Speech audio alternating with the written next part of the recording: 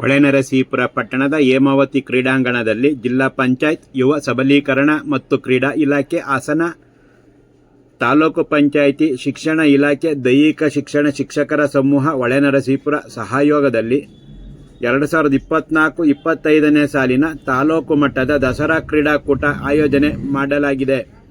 ಕ್ರೀಡೆಯಿಂದ ಸದೃಢ ದೇಹ, ಉತ್ತಮ ಆರೋಗ್ಯ, ಏಕಾಗ್ರತೆಯಿಂದ ಕೂಡಿದ ಮನಸ್ಸು ಹಾಗೂ ಮೊಬೈಲ್ ಅಥವಾ ಇತರೆ ಚಟಗಳತ್ತ ಮನಸ್ಸು ವಾಲದಂತೆ ಮಾಡುವ ಮನಸ್ಥಿತಿ ಮತ್ತು ಮನೆ, ಕಚೇರಿ, ಸಮಾಜ ಹಾಗೂ ಇತರೆ ಸಂಘರ್ಷದ ಸಮಯದಲ್ಲಿ ದೃಢವಾದ ನಿರ್ಧಾರ ಕೈಗೊಳ್ಳುವ ಸಮಾನ ಮನಸ್ಥಿತಿ ಕಾಪಾಡುವಲ್ಲಿ ಕ್ರೀಡಾ ಕ್ಷೇತ್ರ ಪ್ರಮುಖವಾಗಿದೆ ಎಂದು ಬಿಇಒ ಸೋಮಲಿಂಗೇಗೌಡ ಅಭಿಪ್ರಾಯಪಟ್ಟರು. ದಸರಾ ಕ್ರೀಡಾಕೂಟಕ್ಕೆ ಚಾಲನೆ ನೀಡಿ ಮಾತನಾಡಿದ ಅವರು, ಮನುಷ್ಯನ ಇಂದಿನ ಜೀವನ ಶೈಲಿಯಲ್ಲಿ ಯೋಗ, ವ್ಯಾಯಾಮ, ಪ್ರಾಣಾಯಾಮ, ನಡಿಗೆ ಜೊತೆಗೆ ಕ್ರೀಡೆಯಲ್ಲೂ ತೊಡಗಿಸಿಕೊಂಡಲ್ಲಿ ಮಾನಸಿಕ ಒತ್ತಡ, ಧನಾತ್ಮಕ ಹಾಗೂ ಸಕಾರಾತ್ಮಕ ಆಲೋಚನೆಗಳು ಮತ್ತು ಕ್ರಿಯಾಶೀಲತೆಯಿಂದ ಕೂಡಿದ ಜೀವನ ರೂಪಿಸಿಕೊಳ್ಳಲು ಸಹಕಾರಿಯಾಗುತ್ತದೆ ಎಂದರು. ತಾಲೂಕು ಮಟ್ಟದ ಕ್ರೀಡಾಕೂಟದಿಂದ ಗ್ರಾಮೀಣ ಪ್ರದೇಶದ ಕ್ರೀಡಾಪಟುಗಳನ್ನು ಗುರುತಿಸಿ ಉತ್ತೇಜಿಸಲು ಸಹಕಾರಿಯಾಗುತ್ತದೆ. ಯುವ ಪ್ರತಿಭೆಗಳು ಕ್ರೀಡೆಯಲ್ಲಿ ತೊಡಗಿಸಿಕೊಂಡು ಉತ್ತಮ ಸಾಧನೆ ಮಾಡುತ್ತಾ ರಾಜ್ಯ ಹಾಗೂ ರಾಷ್ಟ್ರೀಯ ಮಟ್ಟದಲ್ಲಿ ಬಹುಮಾನ ಗಳಿಸುವ ಕ್ರೀಡಾಪಟುಗಳಿಗೆ ಉನ್ನತ ಶಿಕ್ಷಣ, ನೌಕರಿ ಹಾಗೂ ಇತರ ಕ್ಷೇತ್ರಗಳಲ್ಲಿ ಮೀಸಲಾತಿ ಸೌಲಭ್ಯ ಪಡೆಯಲು ಸಹಕಾರಿಯಾಗುತ್ತದೆ ಎಂದರು. ಬಿಇಒ ಸೋಮಲಿಂಗೇಗೌಡ ಅವರು ದೈಹಿಕ ಶಿಕ್ಷಣ ಶಿಕ್ಷಕ ದೊಡ್ಡಣ್ಣಯ್ಯ, ರಾಜ್ಯ ಮಟ್ಟದ ಕ್ರೀಡಾಪಟು ಸುನಿಲ್ ಹಾಗೂ ವಿದ್ಯಾರ್ಥಿನಿಯರಾದ ಸಿಂಚನಾ, ಐಶ್ವರ್ಯ ಹಾಗೂ ಇತರರಿಂದ ಕ್ರೀಡಾ ಜ್ಯೋತಿ ಸ್ವೀಕರಿಸಿದರು. ತಾಲೂಕ್ ಪಂಚಾಯತ್ ತಾಂತ್ರಿಕ ಅಧಿಕಾರಿ ಗೋಪಾಲ್, ದೈಹಿಕ ಶಿಕ್ಷಣ ಪರಿವೀಕ್ಷಕ ಮಹೇಶ್, ತಾಲೂಕು ಸರ್ಕಾರಿ ನೌಕರರ ಸಂಘದ ಕ್ರೀಡಾ ಕಾರ್ಯದರ್ಶಿ ಸುಜಾತಾ ಅಲಿ, ತಾಲೂಕು ಪ್ರಾಥಮಿಕ ಶಾಲಾ ಶಿಕ್ಷಕರ ಸಂಘದ ನಿರ್ದೇಶಕರಾದ ಚಂದ್ರಕಲಾ, ತಾಲೂಕು ದೈಹಿಕ ಶಿಕ್ಷಣ ಶಿಕ್ಷಕರ ಸಂಘದ ಅಧ್ಯಕ್ಷ ಹರೀಶ್, ದೈಹಿಕ ಶಿಕ್ಷಣ ಶಿಕ್ಷಕರಾದ ಪ್ರಭು, ಪುಟ್ಟರಾಜು, ಸುಮಾರಾಣಿ, ಲೋಕೇಶ್, ಮಲ್ಲಿಕಾರ್ಜುನ್ ಹಾಗೂ ಇತರರು ಕಾರ್ಯಕ್ರಮದಲ್ಲಿ ಭಾಗವಹಿಸಿದ್ದರು.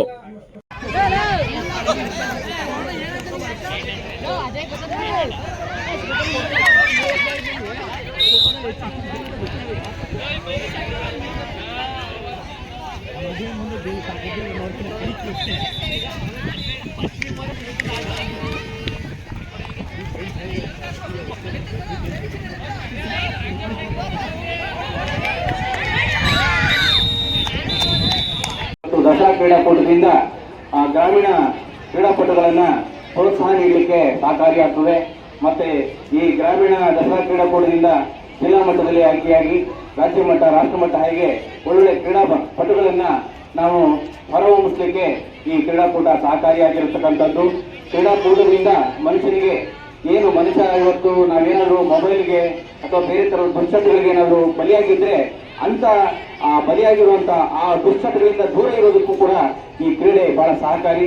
ಮನೆಯಲ್ಲಿ ಏನೇ ಸಂಘರ್ಷ ಇರಲಿ, ಕಚೇರಿಯಲ್ಲಿ ಏನೇ ಸಂಘರ್ಷ ಇರಲಿ ಅಥವಾ ಸಮಾಜದೊಂದಿಗೆ ಸಂಘರ್ಷ ಇರುವಂತಹ ಸಂದರ್ಭದಲ್ಲಿ ಕ್ರೀಡೆಗೆ ಏನಾದರೂ ಮನಸ್ಸನ್ನು ಕೊಟ್ಟರೆ ಆ ಸಂಘರ್ಷದಿಂದ ಸಂಪೂರ್ಣವಾಗಿ ದೂರ ಇದ್ದು ಒಂದು ಸುಸ್ಥಿರವಾದ ಸಮಾಜದಲ್ಲಿ ಪ್ರಮುಖ ಪಾತ್ರಧಾರಿಯನ್ನಾಗಿ ರೂಪಿಸುವಂಥದ್ದು ಕ್ರೀಡೆ. ಈ ಕ್ರೀಡೆ ಬಹಳ ಅತ್ಯವಶ್ಯಕವಾಗಿದೆ.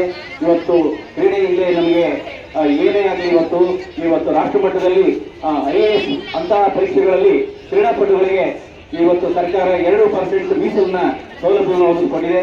ಹಾಗೆ ಎಲ್ಲ ಹಂತದಲ್ಲೂ ಕ್ರೀಡಾಪಟುಗಳಿಗೆ ಹೊರಹೊಮ್ಮಿರುವಂಥವರಿಗೆ ವೃತ್ತಿ ಶಿಕ್ಷಣ, ಇಂಜಿನಿಯರಿಂಗ್ನಲ್ಲಿ, ಮೆಡಿಕಲ್ನಲ್ಲಿ, ಬೇರೆ ಬೇರೆ ಮತ್ತೆ ಮಾಸ್ಟರ್ ಡಿಗ್ರಿ ಕೋರ್ಸ್ಗಳಲ್ಲೆಲ್ಲ ರಿಸರ್ವೇಷನ್ ಇರುವಂಥದ್ದು. ಹಾಗೆ ಉದ್ಯೋಗದಲ್ಲೂ ಕೂಡ ಕ್ರೀಡಾಪಟುಗಳಿಗೆ ಕ್ರೀಡಾ ಪ್ರತಿಭೆಗಳಿಗೆ ಪುರಸ್ಕಾರ ನೀಡುವಂಥದ್ದು.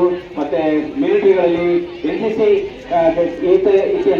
ಕಾರ್ಯಕ್ರಮಗಳಲ್ಲಿ ಇನ್ವಾಲ್ವ್ ಆದಂಥ ಮಕ್ಕಳು ಸರ್ಟಿಫಿಕೇಟ್ ಪಡೆದಂತಹ ವಿದ್ಯಾರ್ಥಿಗಳು ಕೂಡ ಅನುಕೂಲ ಆಗುವಂಥದ್ದು. ಕ್ರೀಡೆ ಮನುಷ್ಯನ ಸದೃಢವಾದ ದೇಹದಲ್ಲಿ ಸದೃಢವಾದ ಮನಸ್ಸಿರಬೇಕು ಅನ್ನೋ ಹಾಗೆ ಮನುಷ್ಯನ ಆರೋಗ್ಯವನ್ನು ಕಾಪಾಡುವಂಥದ್ದು ಕ್ರೀಡೆ.